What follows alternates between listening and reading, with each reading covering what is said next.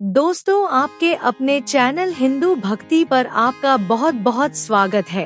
कृपया वीडियो शुरू करने से पहले चैनल को सब्सक्राइब जरूर कर दें और वीडियो अच्छा लगे तो कृपया लाइक, कमेंट और शेयर जरूर करें। अब देर न करते हुए आज की कथा शुरू करते हैं। दोस्तों, आखिर क्यों आना पड़ा महाभारत में श्री कृष्ण की पत्नी को? आखिर किस बात ने उन्हें किया शस्त्र उठाने पर मजबूर, और आखिर किस बात से क्रोधित होकर उन्हें रणभूमि में आना पड़ा? स्वयं श्री कृष्ण भी चौंक पड़े अपनी पत्नी को रणभूमि में देखकर, क्योंकि वो अपनी पत्नी की शक्ति से परिचित थे।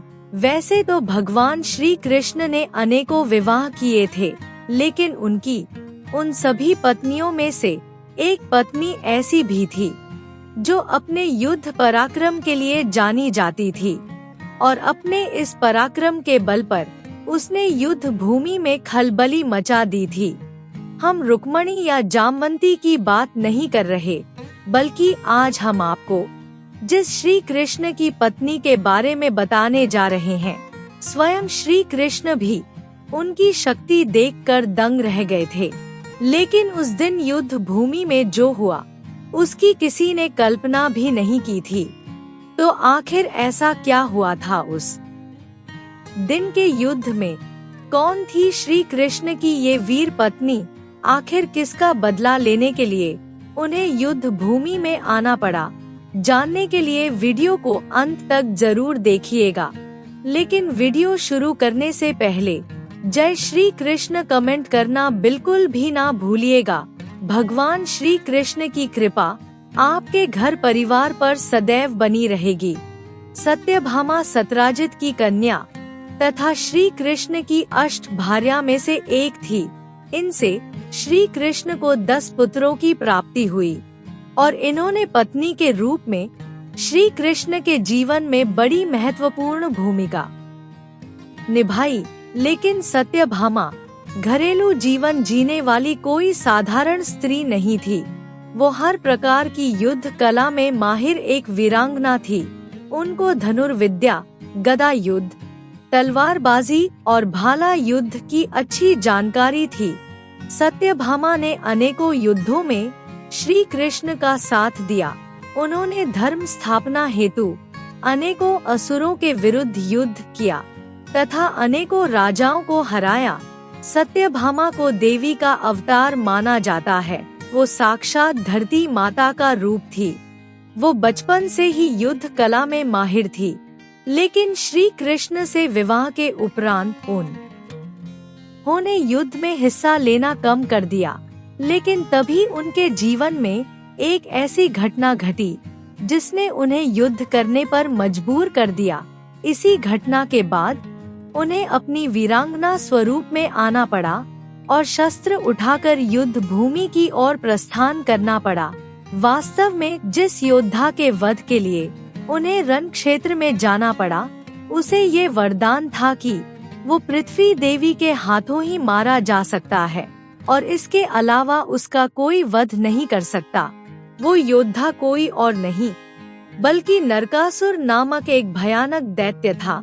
नरकासुर ने देव संग्राम में भाग लिया था और असुरों का साथ दिया था। नरकासुर देवताओं का परम शत्रु था तथा सदैव अधार्मिक कार्य करता रहता था। उसका जन्म पृथ्वी के गर्भ से हुआ था और उसे ब्रह्मा जी का ये वरदान था कि उसकी मृत्यु केवल उसकी माता के हाथों ही हो सकती है। अपने वरदान के मद में चूर नरकासुर देवताओं को तुच्छ समझने लगा और उसने देवताओं को सताना शुरू कर दिया। उसने इंद्रलोक पर आक्रमण कर इंद्रदेव के सिंहासन को छीन लिया। उसने इंद्रदेव के कवच और कुंडल की छीन लिए और अपने महल में 16,100 सुंदरियों को बंधक बना लिया। देवराज इंद्र ने नरकासुर के दुष्कर्मों को देखते हुए भगवान श्री कृष्ण से सहायता मांगी। ऐसा कहा जाता है कि श्री कृष्ण और नरकासुर का बड़ा ही गहन संग्राम हुआ। इस युद्ध में सत्यभामा की सहायता से नरकासुर का अंत हुआ। नरकासुर को केवल सत्यभामा ही मार सकती थी, क्योंकि वो उसकी माता का अवतार थी। नरकासुर को स्वयं भगवान विष्णु का पुत्र माना जाता है। वो वराह अवतार के समय तब पैदा हुआ था जब भगवान विष्णु ने पृथ्वी का उद्धार किया था। पुराणों के अनुसार पृथ्वी पुत्र नरकासुर पहले दुष्ट नहीं था, वो बाणासुर की संगति में पड़कर दुष्ट हो गया था, जिस कारण ऋषि वशिष्ठ ने उसे भगवान विष्णु के हाथों मारे जाने का श्राप दे दिया। जब लंका का राजा रावण मारा गया, उस समय धरती के गर्भ से उसी स्थान पर नरकासुर का जन्म हुआ, जहां माता सीता का जन्म हुआ था। 16 वर्ष की आयु तक राजा जनक ने नरकासुर को पाला। बाद में पृथ्वी इसे ले गई और भगवान विष्णु ने इसे प्रगज्योतिषपु का राजा बना दिया, जो आज के असम में स्थित है। नरकासुर मथुरा के राजा कंस का असुर मित्र था। विदर्भ की राजकुमारी माया से नरकासुर का विवाह हुआ और विवाह के समय भगवान विष्णु ने इसे एक दुर्भेद रथ दिया था। कुछ दिनों तक नरकासुर ने अच्छा शासन किया, किंतु बाणासुर की संगति उसे ले डूबी।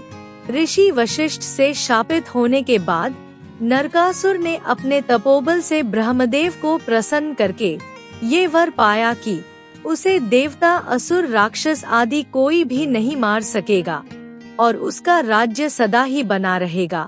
नरकासुर का द्विविद नामक एक वानर मित्र था।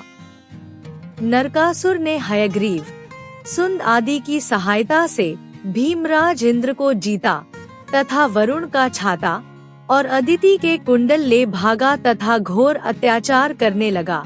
इसी कारणवश श्री कृष्ण और देवी सत्यभामा को नरकासुर का अंत करना पड़ा। सत्यभामा राजा सत्राजित की पुत्री थी, जो भगवान सूर्य का परम भक्त था। उसे भगवान सूर्य ने स्यमंतक मणि प्रदान की थी। ये मणि अत्यंत चमकीली तथा प्रतिदिन 8 बार स्वर्ण प्रदान करती थी।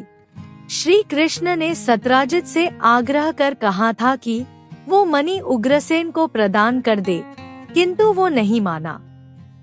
एक दिन सत्राजित का भाई प्रसेन उसे मणि को धारण कर शिकार खेलने चला गया। दीर्घकाल तक उसके वापस न आने पर सत्राजित को लगा कि श्री कृष्ण ने उसे मारकर मणि हासिल कर ली होगी।